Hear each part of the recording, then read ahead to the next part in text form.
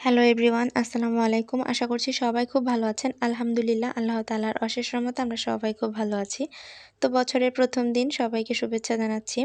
তো বছরের ১ম দিন এত পরিমাণ শীত ছিল যে বলার বাহিরে। আর এদিকে অনেক কুয়াশা যে দেখেন এদিকে ওদিকেও কিছুই দেখা যাচ্ছে না। অথচ এখন বাজে বেলা 10:30টার মতো। তো আমি ছাদে উঠে গেলাম। ছাদে উঠে আপনাদের বাড়ির আমাদের এখানকার যে আশেপাশের ভিউটা সেটাই আপনাদেরকে আরকি দেখাবো।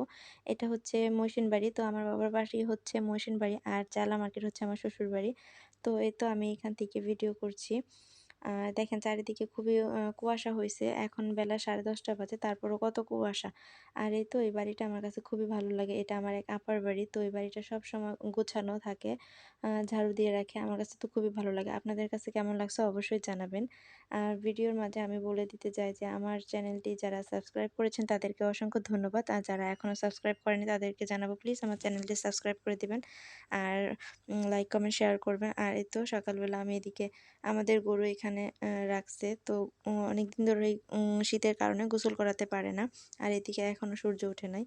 আর আমি জালা মার্কেট যাওয়ার আগে আমি কিছু তুলসী পাতা নিয়ে নিব। আমার মেয়ের অনেক পরিমাণ ঠান্ডা লাগছে। তো ঠান্ডার জন্য তুলসী পাতা খাওয়াইলে আর কি খুবই উপকার হয়। আর তার জন্য আমি কিছু তুলসী পাতা ছিঁড়ে নিয়ে যাব। আর কি তুলসী পাতার চা বানাবো আমি। তুলসী পাতার চাটা কিভাবে বানাবো অবশ্যই আপনাদেরকে শেয়ার করব।